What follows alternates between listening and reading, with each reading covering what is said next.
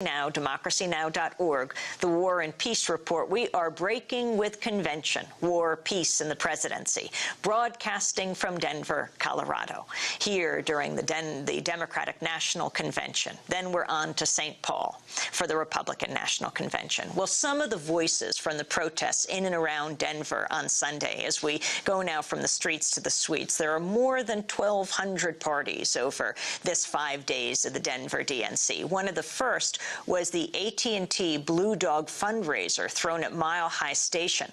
It's one of the closest venues to Invesco Field at the Mile High Stadium, where Barack Obama will accept the Democratic presidential nomination on Thursday night. In a moment, we're going to go to that party as we attempted to get in, though we were told by those at the door that they were not allowing press. Delegates, yes. Press, no. But first, we're going to go to the streets. Jeremy Scahill, Democracy Now! Correspondent, spent yesterday in the streets. Jeremy, what'd you find? Well, first of all, the city of Denver was given about $50 million, $50 million, just by the U.S. federal government for security operations alone. There are estimates that the city is going to pay over $1 million in overtime to police officers, and they've set up a 24-hour, what they're calling fusion center. It's really a war room with every law enforcement entity in the country, as well as locally represented, from the Secret Service and FBI, diplomatic security at the State Department, right down to local law enforcement. And indeed, we saw police with what they call non-lethal weapons deployed on the street to face down against a protest that was relatively small compared to other conventions. And there are a number of coalitions that are organizing here. The most prominent yesterday on Sunday was Recreate 68. There was a pretty significant rally that included a wide variety of speakers from various portions of the anti-war movement. And Cynthia McKinney was there, the Green Party candidate for president. Cindy Sheehan was there as well. Ron Kovic, you mentioned before, led a march of protesters to go and attempt to symbolically blockade access to the Pepsi Center. The message that was very clear on the streets is that people are rejecting what they see as a real move to the right on the part of the Obama campaign. Joseph Biden is just the tip of the iceberg. You have Madeleine Albright, Anthony Lake, Warren Christopher, all of these people that were sort of the major players in a very belligerent foreign policy under Clinton have now become the core of the Obama foreign policy team. And Biden, I know you're going to talk about it in a moment, really is a veteran of U.S. wars and was one of the key people in facilitating the invasion and occupation of Iraq. And that was a lot of what was being discussed in the street. And people are very concerned about a potential attack on Iran as well. In fact, I mean, you spent a lot of time in Iraq, Jeremy, on the issue of Biden. We are going to have a debate on the nomination of Biden to be vice president, Barack Obama's vice president. The years that, for example, there was an attempt to get Scott Ritter to testify. Right. Well, in 2002, in the summer of 2002, was when Biden had the responsibility at the Senate Foreign Relations Committee, which he chaired. The Democrats were in control of the Senate at the time. A lot of people don't remember that. Biden was an instrumental player in all of this. Biden held the hearings, the key hearings on Iraq, where the debate was supposed to happen. And the parameters of the debate were basically set at bomb Iraq or bomb them and invade them.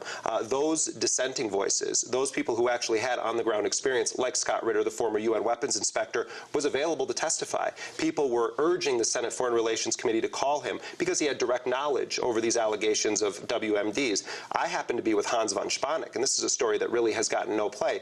The former Deputy Secretary General of the United Nations, the man who headed the Iraq program for the UN for years, resigned in protest. He had just been in Iraq, in the northern part of Iraq, meeting with Ansar al-Islam guerrillas, the so-called al-Qaeda presence in Iraq.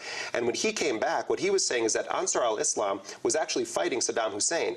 So what that meant is that the alleged al-Qaeda connection in Iraq was actually in the U.S.-controlled section in the north of Iraq. This man, a 32-year veteran of the UN, was in the United States when those hearings were held by Biden. We urged Senator Biden's committee to call him as a witness, and they wouldn't do it. And so we see a man who didn't just make a mistake in voting to authorize use of force in Iraq. This was a man who was a key player in the authorization and the continued support of it. And let's be clear, Joe Biden was a hawk during the 90s when the Clinton administration was economically and militarily targeting Iraq. So I think a lot of people on the streets, from Leslie Kagan, who's one of the leaders of United for Peace and Justice, on down to rank-and-file people, see this selection of Biden as a continuation of this hawkish Democratic policy. It's not just about the candidate, it's about who the candidate is surrounded by. And in the case of Obama, there's some very right-wing Democrats. Well, let's go to some of the voices of protest in the streets of Denver. Occupation is a crime! From Iraq to Palestine! Rise up with the people of the world! Rise up with the people of the world! We're in Denver, Colorado. We marched to protest the Democratic National Convention because they don't represent the interests of the people. The Democratic Party represents the interests of the ruling class. We're here to protest against two-party politics and politics itself. The time has come for direct action. Take to the streets. Stop sitting back and watching your TV. Politics is in the streets, and it's every day before your eyes. This affects all of us. This is a common struggle of all people throughout the world.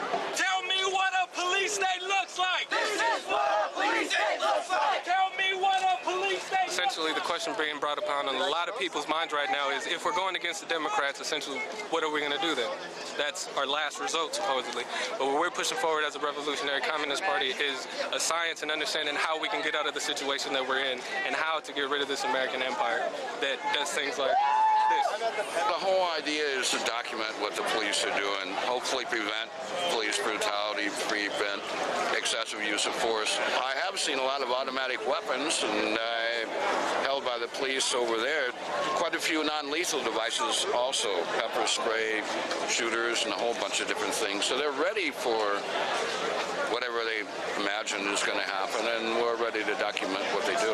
This is what a police state looks like! I'm out here to express my opposition to the war in Iraq and criminal foreign policy, and I want to express my opposition to the economic policies of the Bush regime, its anti-environment positions, and I also express my support for the Constitution of the United States. I'm an attorney. I swore an oath to uphold and defend the Constitution. Hey, attention! This could be a peace convention. They actually tried to go into Union Station to just do a little walkthrough, and they locked us out of there, so we had to come up the streets. And we've been peacefully walking up the streets saying this could be a peace convention. We're stopped periodically by the police. Sometimes they're kind of nice to us, and sometimes they're not so nice. We are here at the Democratic National Convention because Democrats have been as complicit as the Republicans in screwing over the veterans and continuing this illegal, immoral, and unjustifiable occupation. It's funk the war. We're going to funk the war this afternoon on the 16th Street Mall. That means that we're going to have some dance and we're going to fight some of the anger and evil with a little bit of love. Drop beats, not bombs.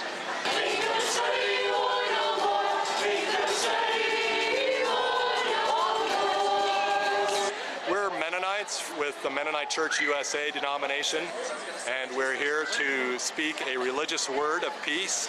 We see ourselves as an alternative to making war. We try to find practical ways to make peace in this world.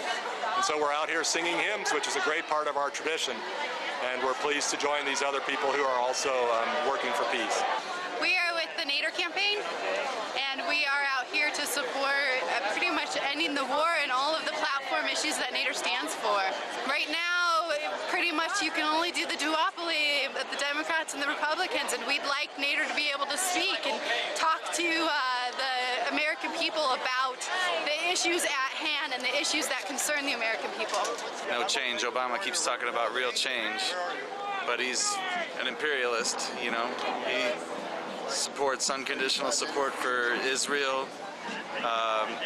He said the people should respect the judge's decision when the cops in New York got away with murdering Sean Bell.